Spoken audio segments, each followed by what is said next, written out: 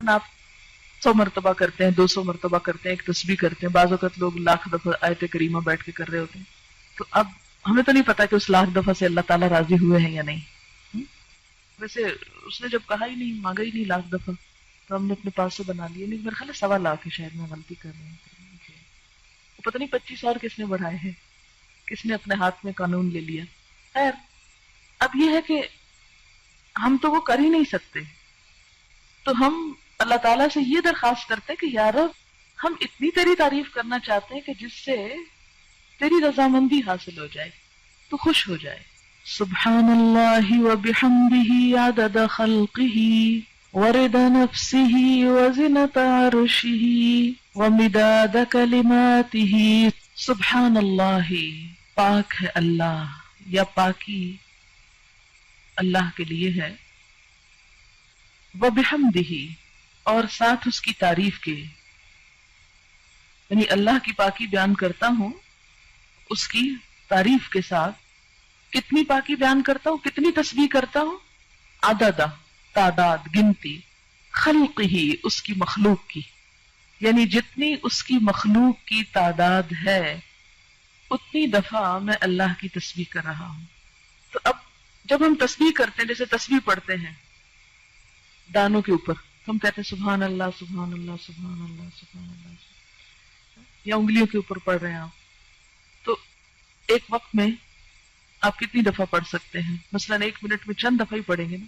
لیکن اگر آپ یہ جملہ بول دیتے ہیں سبحان اللہ وبحمدہ عدد خلقہ، کہ اللہ کی پاکی اس کی تعریف کے ساتھ اتنی مرتبہ جتنی اس کی مخلوق کی تعداد ہے. اور اللہ تعالیٰ کی مخلوق کی تعداد کتنی ہے؟ اللہ تعالیٰ خود فرماتے ہیں وَإِن تَعُدُّوا نِعْمَةَ اللَّهِ لَا تَحْصُوهَا.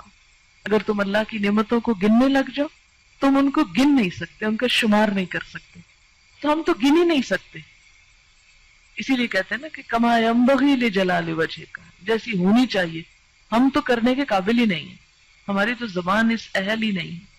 اسی لیے عدد خلقہ ورضا نفسہ، رضا کہتے ہیں رضامندی کو، نفس ہی اس کے نفس، یعنی اللہ کی ذات کی رضا کے مطابق، یعنی اتنی تسبیح، اتنی حمد کہ جس سے وہ راضی ہو جائے. وزنۃ عرشہ، اور اس کے عرش کے وزن کے مطابق. وزنۃ عرشہ، اس کے عرش کا وزن کتنا ہے؟ ہمیں تو کچھ معلوم نہیں کہ اس کا عرش ہے کتنا. امام مالک نے کہا تھا نا کہ اس کے بارے میں سوال بدعت ہے، سوال بھی مت کرو کہ کیسا ہے وہ، ہمیں نہیں معلوم، بس اتنا پتا ہے کہ وہ ہے، کیسا ہے یہ نہیں معلوم. وَمِدَادَ كَلِمَاتِهِ، اور اس کے کلمات کی لکھنے میں جتنی سیاہی درکار ہے. مداد کلماتی، اچھا وہ کتنی درکار؟ سورۃ الکہف میں آپ پڑھیں گے اللہ تعالیٰ فرماتے ہیں کہ لو کان البحر مدادا لکلمات ربی لنفد البحر قبل ان ينفد کلمات ربی، کہ اگر یہ سارے سمندر سیاہی بن جائیں اور اس سے رب کی باتیں لکھی جانے لگے، اس سے پہلے کہ رب کی باتیں ختم ہو سمندر کی سیاہی ختم ہو جائے. ایک اور جگہ آتا ہے کہ 7 سمندر اور بھی آپ ڈال لیں اور اس کو سیاہی بنا لیں اور لکھنا شروع کر دیں، تو رب کی باتیں ختم نہیں ہو سکتی.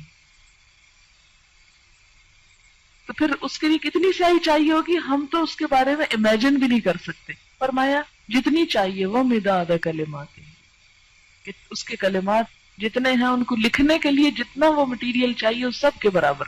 سبحانک اللہم وبحمدک اشہد ان لا الہ الا انت استغفرک واتوب الیک. السلام علیکم ورحمۃ اللہ وبرکاتہ.